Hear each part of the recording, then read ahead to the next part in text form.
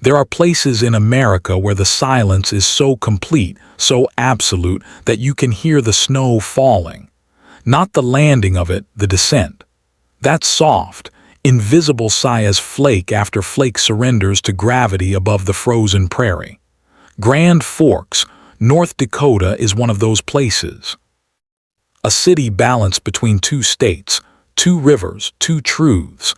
The kind of town where neighbors still leave their doors unlocked, where the cashier at the grocery store knows your mother's maiden name, where the high school football game on Friday night draws more spectators than anything else within 100 miles. It is the kind of town that trusts itself.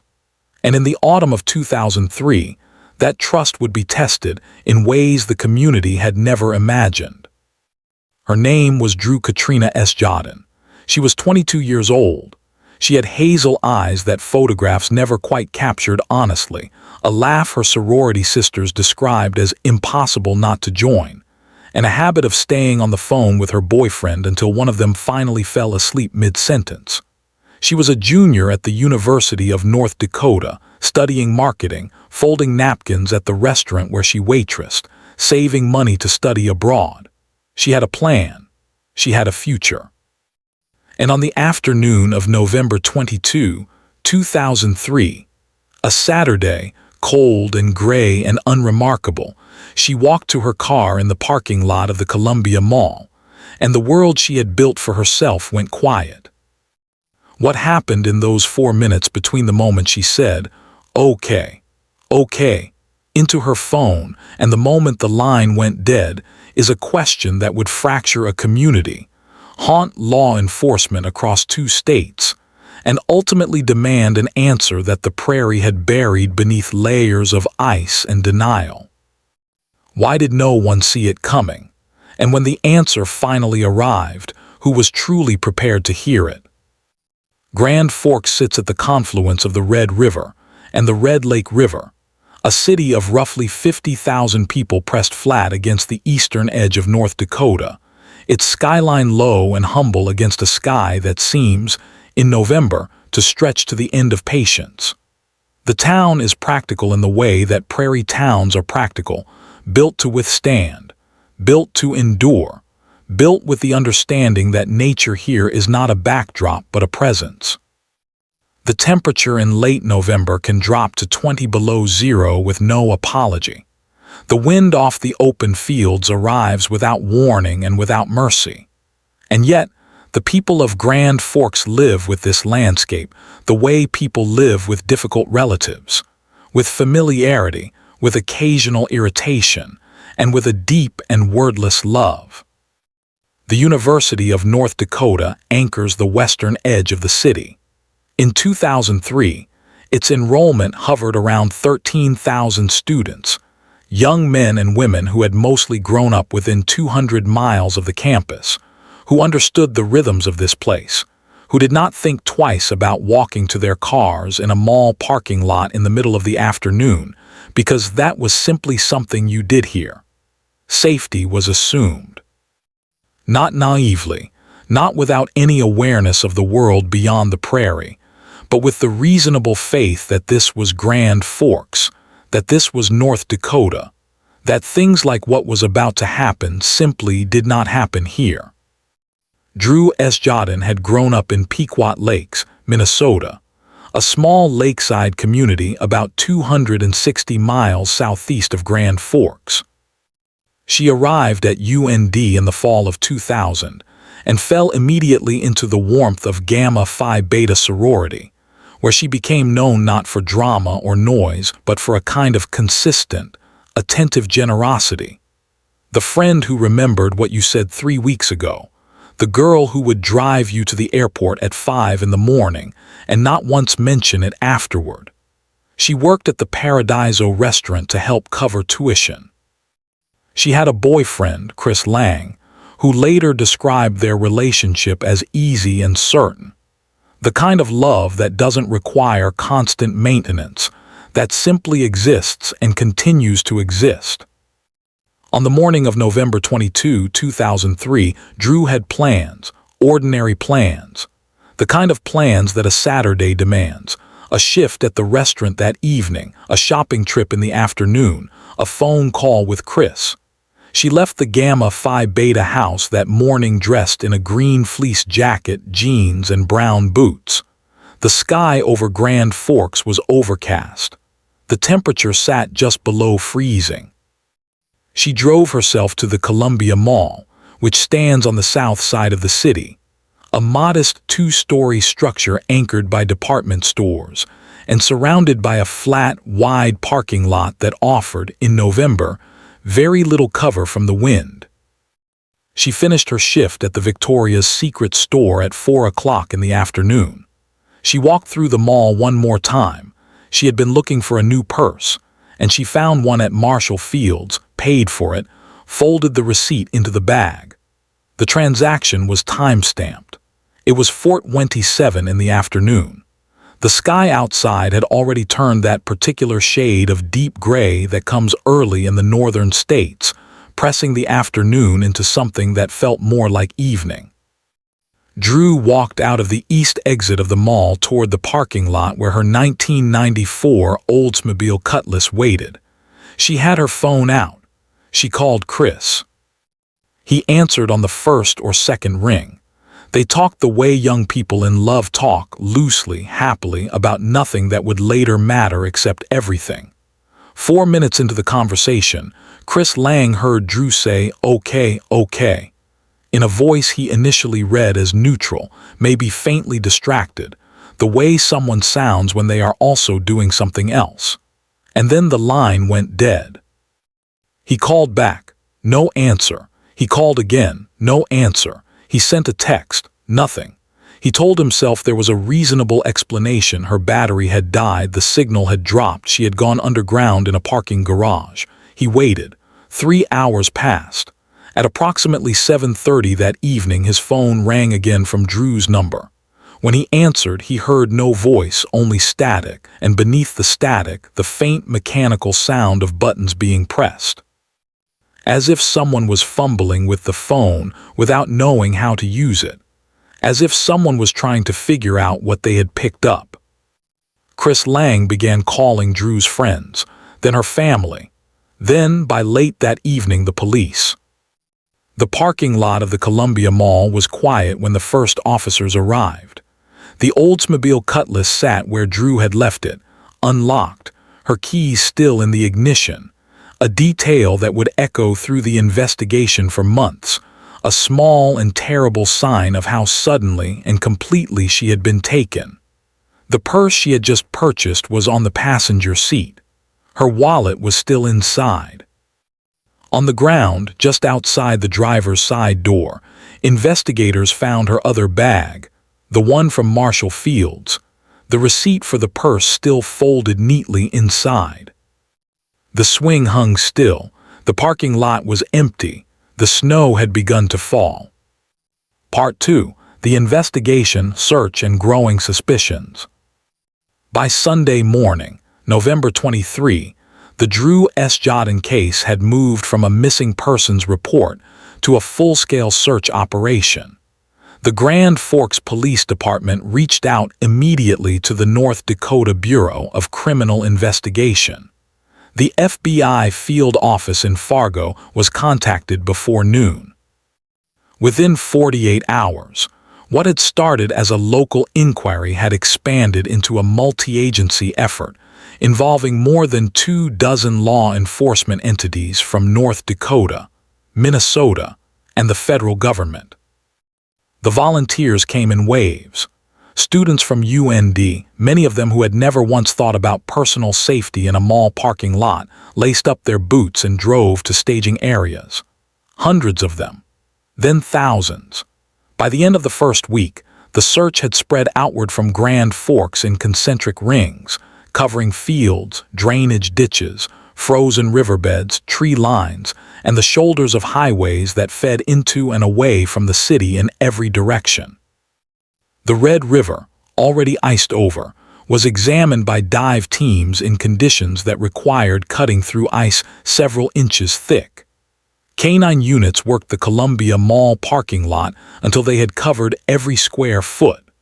Helicopters crossed the snow-covered farmland in systematic grids, the sound of their rotors becoming a constant, low percussion over Grand Forks throughout that gray November and into December. Clear's throat. Those who knew her said they refused to stop moving. That was the phrase investigators would hear over and over in those early days. We refuse to stop moving.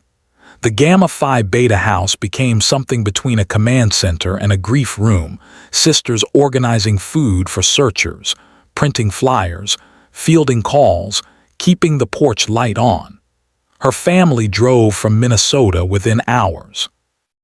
Her mother, Linda Walker, arrived in Grand Forks and quietly, steadily, with a composure that people who were present described as almost heartbreaking in its discipline, began the work of appearing on camera, making appeals, refusing to allow the coverage to dissipate. But there was a suspect, and from almost the very beginning he was not invisible. Alfonso Rodriguez Jr. was a 49-year-old man who had been living in Crookston, Minnesota, approximately 50 miles from Grand Forks at the time of Drew's disappearance. He had a record, a history that should have, under the laws then in place, required him to be listed as a Level 3 registered individual in Minnesota. But due to a failure in the system, Rodriguez had not been properly registered. He had been released from a Washington state facility in 2000, relocated to Minnesota, and in the fall of 2003, he was living with his mother in Crookston, employed, unremarkable to his neighbors, invisible to the database that should have flagged him. Investigators identified Rodriguez as a person of interest within the first 2 weeks of the search. His name surfaced through a series of tips and database cross-checks. Deputies whispered quietly about the surveillance footage pulled from the Columbia Mall, partial, imprecise, filmed by a camera that had not been positioned to capture what it needed to capture, but showing enough. A vehicle, a direction. Then investigators found something else. A witness who had been in the mall parking lot that afternoon, a woman who had parked near the east exit, came forward with a memory of a silver or gray vehicle parked in an unusual position near the exit doors. She had noticed it because the driver was sitting perfectly still, engine running, for a long time. She had thought nothing of it at the time. She thought plenty of it now. The timeline was examined with precision. Rodriguez had been seen at a particular location in Grand Forks on the afternoon of November 22. His vehicle, a silver Hyundai Elantra, was the subject of an intense forensic examination after investigators obtained a search warrant in early December. What they found inside was enough to confirm their worst conclusions. Trace evidence connecting the car to Drew S. Jodin. Fiber, DNA, a rope. The kind of findings that investigators noted in controlled, bureaucratic language in their reports, using the dry vocabulary of forensic science to describe things that were, in their essence, monstrous. But Drew herself had not been found. Rodriguez denied everything. He answered questions with the flat, unreadable affect that seasoned investigators recognized not as innocence, but as practiced non-engagement. He gave no information about where she might be. He admitted nothing. He sat across from investigators in an interview room and offered them a face that revealed no visible distress, no agitation, no tears. Those who have ever sat across from someone and looked for guilt in their eyes and found nothing, found a stillness that felt worse than any confession, will understand what those investigators experienced in that room. It was not comfort. It was dread. Rodriguez was arrested on December 1, 2003, on the federal charge of kidnapping, which brought the FBI fully into the case as the lead agency. The arrest was made outside his residence in Crookston. He was taken into custody without incident, which itself struck the assembled officers as strange. No particular reaction, no protest, no visible alarm. He was driven away in a federal vehicle, while a small group of Crookston residents stood on the sidewalk and watched, bewildered, some of them having spoken to this man at the hardware store, having waved at him from their driveways, having no framework for what was unfolding. The search for Drew Esjodin continued through December, through January, into February of 2004.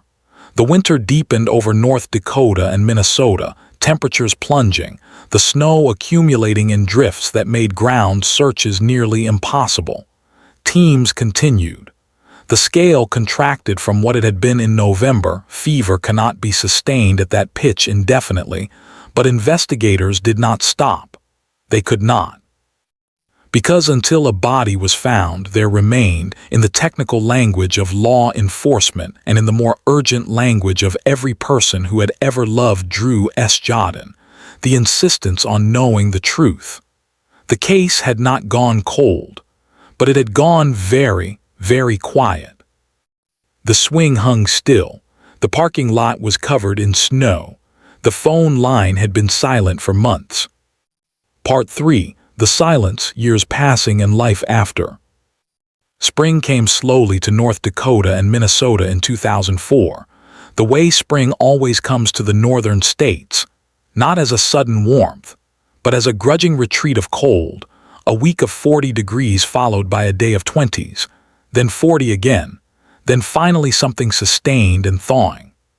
The snow that had accumulated over 4 months began to pull back from the fields, from the roadsides, from the ravines that creased the landscape between Grand Forks and Crookston.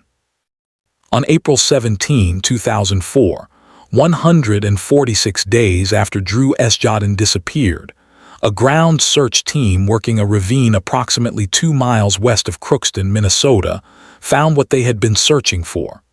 Drew was found face down, partially unclothed, in a hollow where the snow had retreated enough to reveal what the winter had hidden. Her hands had been bound behind her back. A rope had been placed around her neck. The medical examiner would later determine that she had likely passed away from a combination of causes: a significant wound to her neck, exposure and suffocation, sometime very close to the day she had been taken. She had not survived the first night. Hundreds attended her funeral in Cross Lake, Minnesota.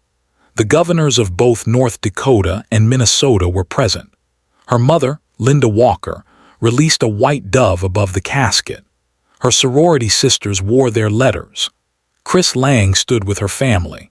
People who had never met Drew Esjodin drove hours to be present, because what had happened to her had become something the community needed to gather around, to name, to refuse to let dissolve quietly into the past. Clear's throat. But the silence that followed was of a different kind. Alfonso Rodriguez Jr. remained in federal custody while investigators and prosecutors built their case. The wheels of federal prosecution turned slowly and methodically, and for the families of victims, that pace carries its own particular cruelty. The grinding institutional progress of a system that is careful and thorough and entirely indifferent to the urgency felt by the people most directly affected. For Linda Walker, the months after the funeral were a long, unmoored stretch of days that looked like ordinary life from the outside and felt like nothing of the sort from the inside. She continued to speak publicly. She testified before Congress. Her testimony, delivered with the same disciplined composure that had struck observers from the very beginning, contributed directly to landmark legislation. The Drew Esjodin National Sex Offender Public Website, enacted by Congress in 2006, created a unified, publicly accessible national database requiring the registration of individuals convicted of certain crimes in every state, regardless of where they relocated. It was a law born from loss. Every law like that is. For those who have ever tried to convert grief into purpose, who have sat at a kitchen table in the weeks after something catastrophic and tried to find a shape for the suffering that would make it mean something, The work Linda Walker did in those years represents something almost impossible to fully comprehend. The case against Rodriguez moved forward. He continued to deny all charges. His attorneys mounted a defense. The proceedings were deliberate, careful, and protracted in the way that federal capital cases inevitably are, because the stakes demanded it, because the system required it, and because the family had no choice but to move at the system's pace. Meanwhile, the community of Grand Forks tried to hold both things at once: the certainty of what had happened, and the unresolved question of what the law would do about it. Students at UND walked the campus with a different awareness. The Columbia Mall installed additional lighting and security cameras. Women who had thought nothing of walking to their cars in broad daylight in November now felt the specific, corrosive awareness of vulnerability. The knowledge, once absorbed, that cannot be unabsorbed.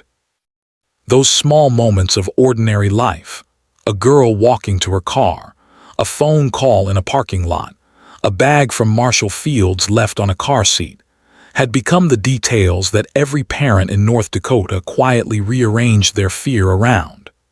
If it could happen there, on a Saturday afternoon in a busy parking lot, in a city of 50,000 people, in the middle of a country where everyone knows your name, then the geography of safety was not what anyone had believed it to be.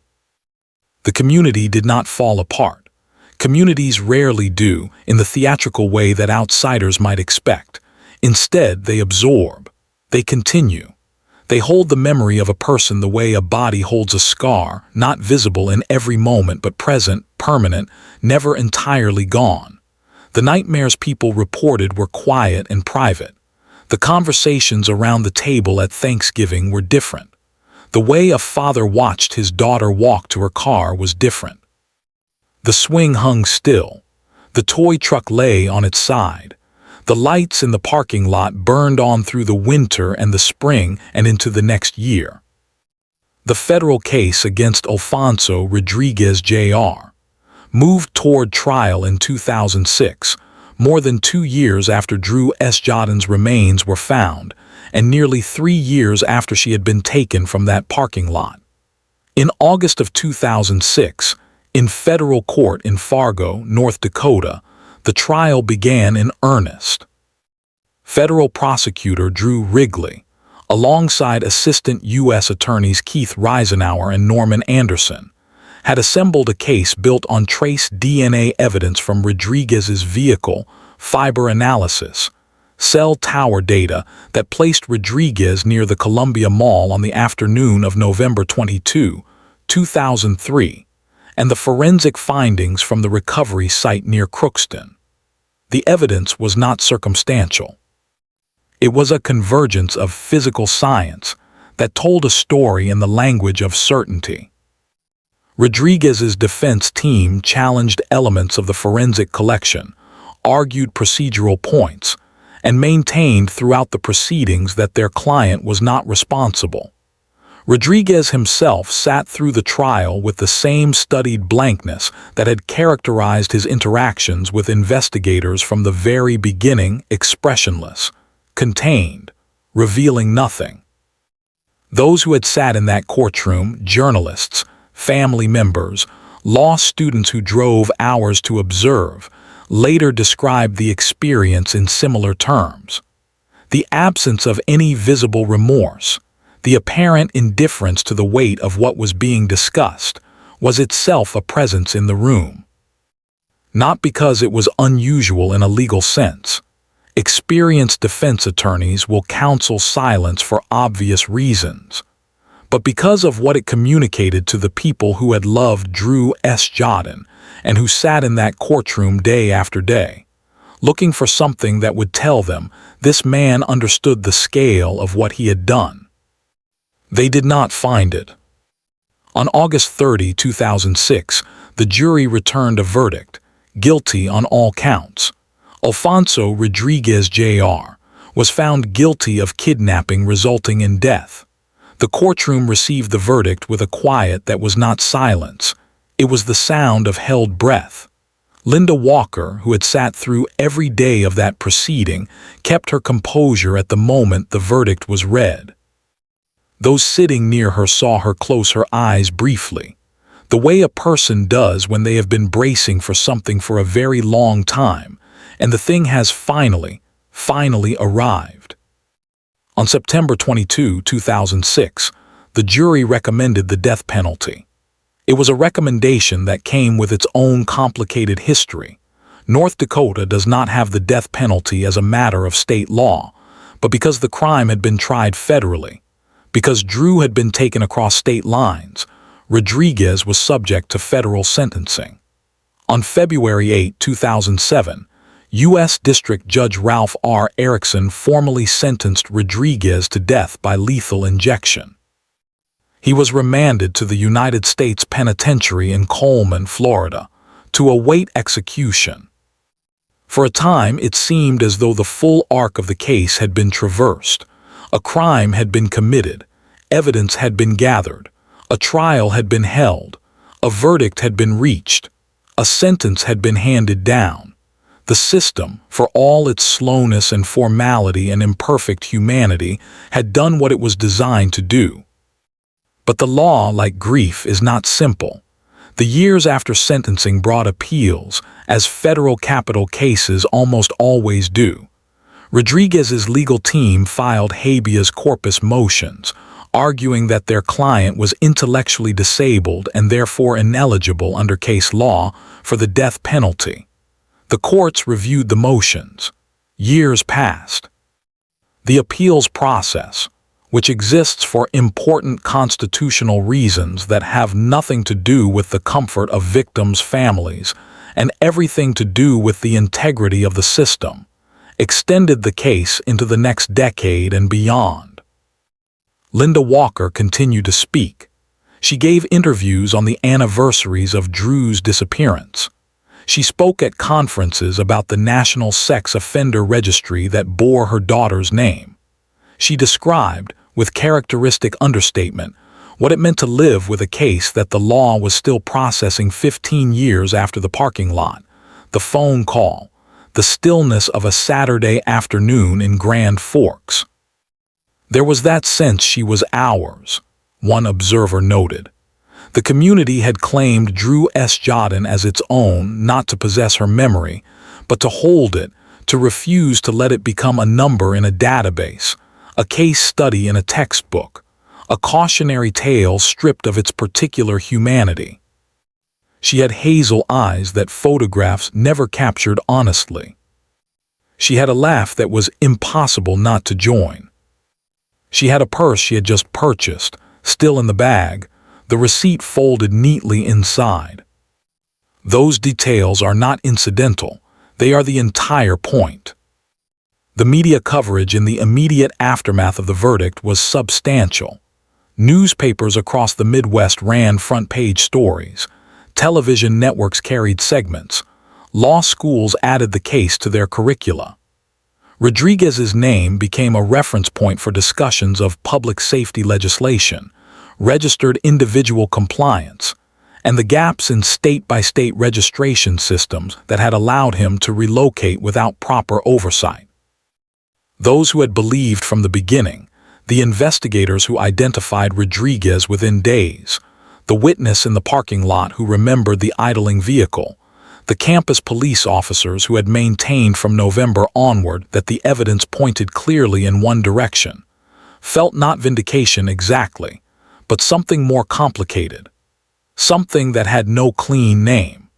The satisfaction of being correct is always diminished when the thing you were correct about is a tragedy.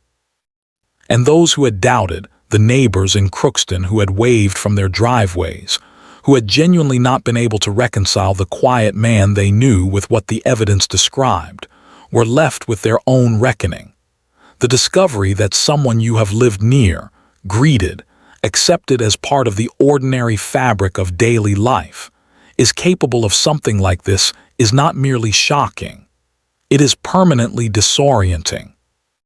It rearranges the furniture of your assumptions about people in ways you never fully rearrange back.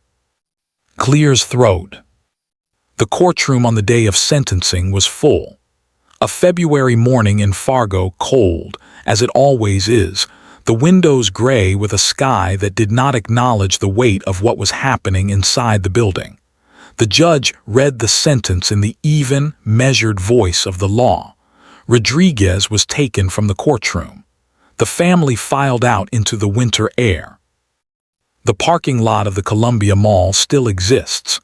The east exit still stands where it stood on November 22, 2003. The lights burn over it on winter afternoons when the sky darkens at 4 o'clock. Students still walk to their cars there, differently now perhaps, with a different kind of awareness in their peripheral vision, a different way of holding their keys. The Oldsmobile Cutlass is gone. The purse, the receipt, the phone call, all of it belongs to history now, to the careful record of what happened here.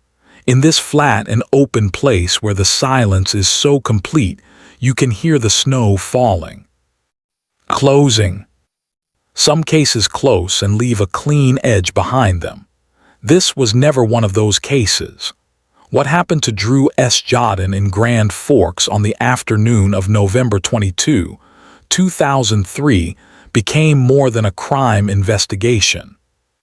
It became a reckoning with the gaps in public safety systems, with the false assumptions communities make about the geography of violence, with the endless, exhausting, necessary work of demanding accountability from institutions that are built for precision, but move with the frustrating slowness of stone.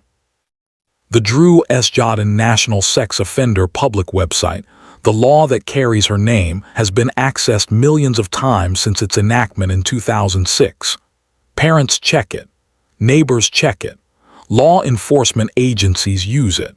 It is a living document in a sense, something that continues to function and to matter, and to potentially intervene in the kind of tragedy it was designed to prevent. That is not a small thing.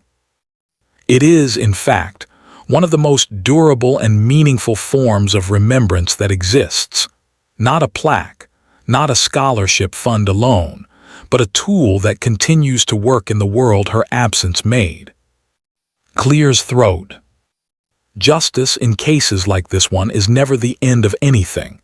It is more like a marker, a way of saying, the record knows what happened here. The truth was not allowed to disappear beneath the snow. The system, for all its imperfections and its agonizing pace, reached a conclusion that named what was done and named who did it. That matters. It is not everything and it is not enough, but it matters. For those who have ever watched someone they love walk out a door and had the ordinary, uncomplicated expectation that they would walk back through it. For those who have ever experienced the specific terror of an unanswered phone call. For those who have ever sat in a courtroom and listened to evidence and realized that the evidence was describing the last moments of someone's life. You understand what this story carries. Drew S. Jodin was 22 years old. She had hazel eyes. She had plans. She had a laugh her friends described as impossible not to join. She walked to her car on a Saturday afternoon in November, and she called the person she loved, and the line went quiet. She deserved every year she did not get. She deserved the study abroad program she was saving for. She deserved to grow old and difficult and interesting and beloved. She deserved the Saturday afternoons that were taken from her. The truth did not let her disappear, and that, in the end, is the only thing any of us can do for the people we lose, refuse to let them disappear. Keep saying their names. Keep telling their stories. Keep asking the questions that demand answers, even when the answers arrive late, even when the answers arrive dressed in the cold language of courtrooms and verdicts and forensic findings that reduce a life to a series of documented events. Her name was Drew Katrina S. Jodin. Say it once, say it like it means something. Because it does.